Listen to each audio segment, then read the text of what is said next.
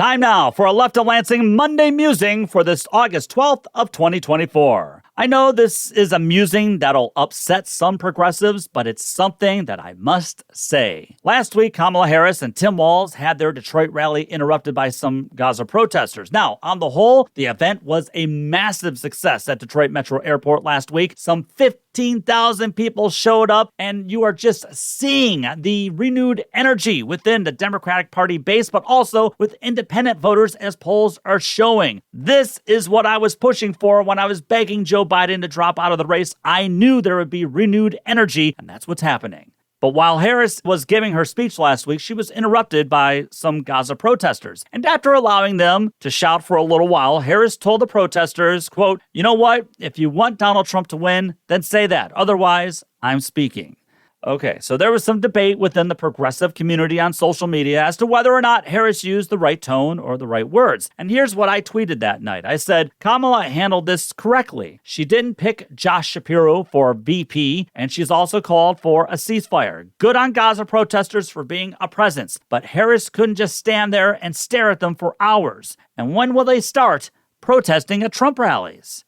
That tweet sparked a lot of anger among some fellow progressives who found my statement to be flawed or worse, preposterous. Now, it must be noted that Harris used different words and tone when confronted with Gaza protesters in Vegas over the weekend. While there, she called for a ceasefire and for the hostages to be released, and she also brought up the Israeli missile strike on a school compound in Gaza City over the weekend, which killed 80 people, saying that far too many civilians are being killed. Perhaps that shows that Harris and her campaign, unlike the Biden administration, are hearing the criticisms and are willing to adapt, and I think that's a good thing. It should also be noted that while in Detroit last week, Harris did meet with uncommitted movement leaders. So with that backdrop, I could understand Harris's initial frustrations with the protesting that was happening at her Detroit rally. Much of the criticisms that I received from my tweet was that Biden and Harris are in power now and are allowing the genocide to happen. Look, I have been all over the Biden administration for how it just lies down and takes beating after beating after beating by the right-wing Israeli government led by Benjamin Netanyahu. I've called for a ceasefire, and I voted uncommitted in the Michigan presidential primary. While I give Biden credit for a great domestic policy presidency, I had no other way to express my dissatisfaction with his policy over Gaza than voting uncommitted. I would have voted for Biden, of course, in November if he stayed in the race because I respect democracy and the country, but it would have been a less than enthusiastic vote, which we were all seeing all the way until he finally dropped out of the race.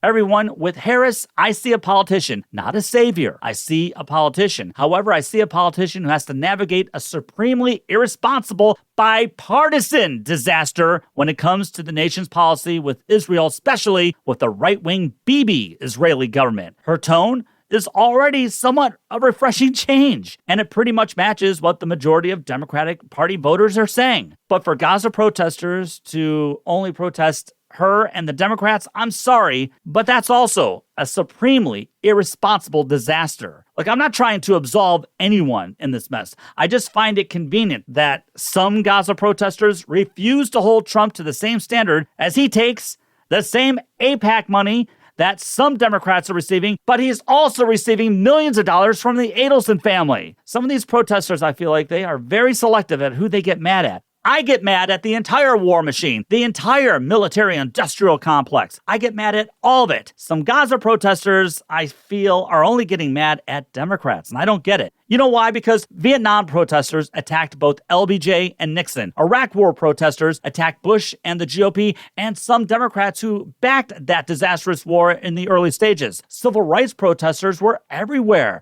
No one was spared during the civil rights protests. This whole thing is a Republican Democratic Party institutional policy. Gaza protesters must put pressure on all power. This country's failed Israeli policy is a bipartisan fiasco, but at least half of the Democrats in Congress oppose it. Hardly one MAGA Republican opposes this failed policy, which is strange considering their self-proclaimed America First stance. America First, give me a break.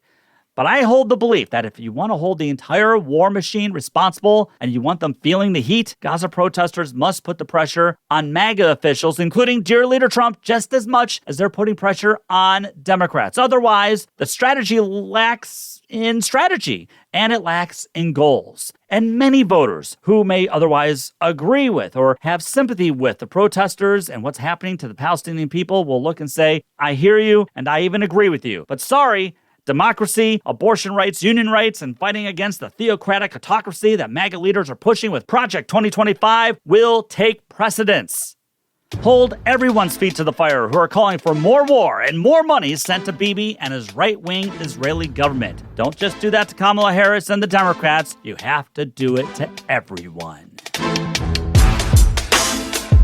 leftoflansing@gmail.com is the best way to reach me. Subscribe to the podcast and also subscribe to Left of Lansing on YouTube. Don't forget to follow me on Twitter, the Gram, and Facebook. Take the battle to them.